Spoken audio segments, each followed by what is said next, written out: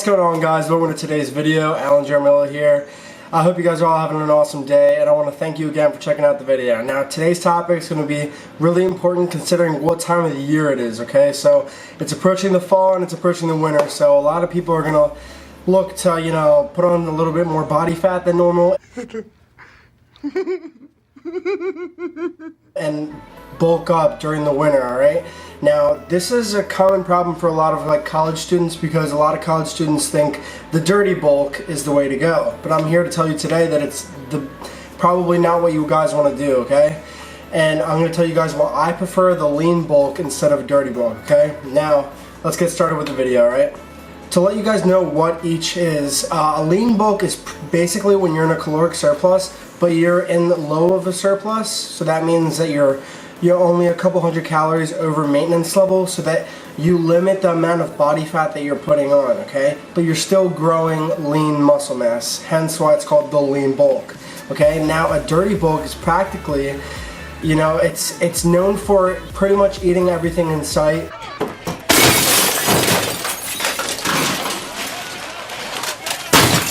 You're probably going to end up being 1,000 calories over your maintenance level, and that's going to tend to put on more body fat than normal, but it doesn't really put on any more muscle than a lean bulk too, okay? So my problem with the dirty bulk and why I recommend that you guys do not do that is because when you try and cut in the spring and in the summer, it's going to be so much more difficult for you to do that because you're going to have a lot more body fat to lose, okay? So instead of cutting for about 3 months or 4 months maybe, it's going to be so much more difficult that you're going to have to extend your cut for maybe, close to 5 or 6 months because it's going to take you a ton of time to get rid of that body fat. And you're also going to have to be a lot more strict on yourself too.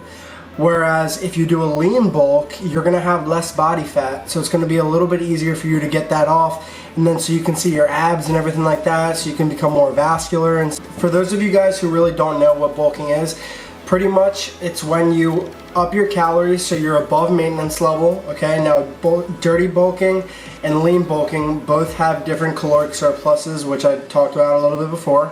So basically, bulking is when you raise your calories so you can put on more muscle mass, okay? So when you're in a caloric deficit, you are practically just trying to lose body fat and trying to maintain your muscle.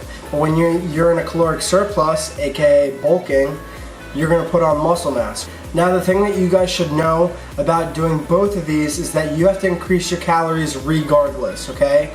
Now, whether you're doing dirty bulking or lean bulking, it kind of determines how much you're doing of each, okay? So how many calories above your maintenance level you're actually going to go. Now, I want to give you guys the 4 steps that I think you should take in order to get started on your lean bulk, okay? Step number 1 is going to be finding your maintenance level of calories. So this is the calorie intake that you take in that's not gonna make you gain weight or lose weight. Now, I have said this before, there is no 100% way of calculating your maintenance level of calories due to all the variables that come into it, like how much you walk in a day and your daily activities. There is no 100% way.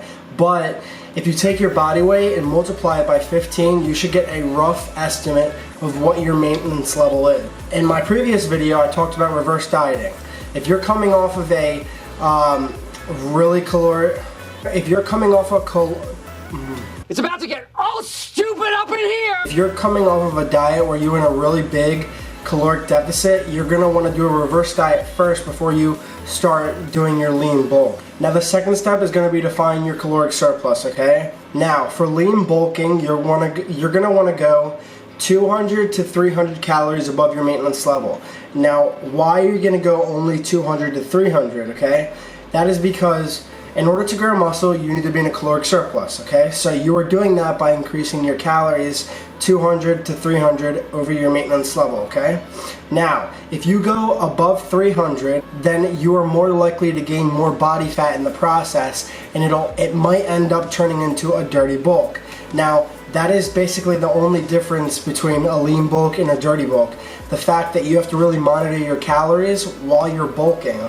So 200 to 300 calories is what I recommend to you guys to get started on a lean bulk, so you guys can maintain your vascularity and also put on some solid muscle in the off season, okay, or during the winter. Number 3 is going to be that you have to properly train in order to gain muscle too. A lot of people kind of neglect this, so they think that if they're in a caloric surplus they will gain muscle. Well, you also have to train correctly too.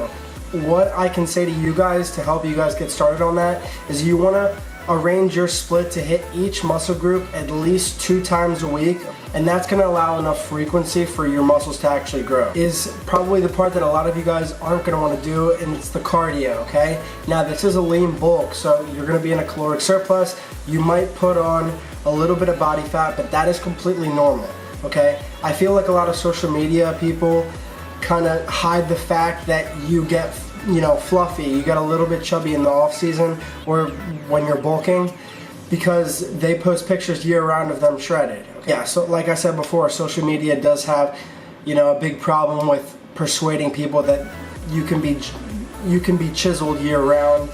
Guys, it's simply not like that. You have to go through a period of time where you let your hormones increase and you bulk for a proper amount of time in order for you guys to gain muscle. Now, like I was saying before, cardio, I would do 1 to 2 sessions a week, and that's purposely for, you know, not allowing yourself to get too high in body fat, and also it's good for your cardiovascular health. Guys, health is the most important thing, okay? You wouldn't be able to train if your health wasn't intact, so it's very important to actually do cardiovascular work. You know, maybe hop on the bike for 20 minutes 2 times a week, that's perfectly fine, or do some other type of HIIT cardio workout, whatever you guys prefer. Just make sure you guys actually do that 1 to 2 times a week when you're bulking, and it really does help you guys out with maintaining vascularity and making sure that you're not jumping into a dirty bulk from your lean bulk. Now, a common question that I get asked when bulking is, what are the best times to eat and what are the best times to get protein? Okay, that myth has been debunked that you need to eat at certain times throughout the day to achieve muscular growth. If you guys prefer to eat 3 meals a day, do that. If you prefer to eat 2 meals a day, do that. If you prefer to eat 6 meals a day, do that. Whatever works for you guys, as long as you hit your caloric intake for the day. Another question that I kind of touched before, but I'm just going to answer it officially like that I'm just going to answer officially right now, is how to maintain vascularity while you're bulking. Now, this comes down to how big of a surplus you're in, okay? And how much body fat that you put on, okay? It doesn't really have to do with anything else besides that.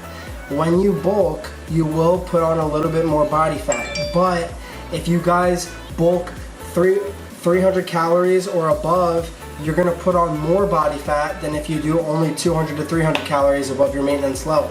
So what I recommend to you guys is that as long as you stick to 200 to 300 calories above your maintenance level, you should maintain vascularity if you already have it when you're done your cut.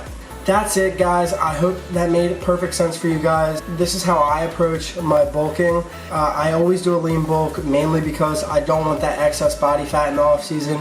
It just makes you feel bad about yourself, and also I wouldn't say that it's too healthy for you either, okay? Thank you guys so much for watching, guys. I appreciate each and every one of you. If you guys are interested in any supplements that I take, Phorm, link is in the bio for free shipping. And if you guys like the video, please give it a thumbs up for me and share it with someone who is looking to put on size in the off season, okay? But they're not looking to put on, like, you know, the fat, alright? So, thank you guys so much for watching. Please subscribe if you want to see more videos. Love you guys. Thank you.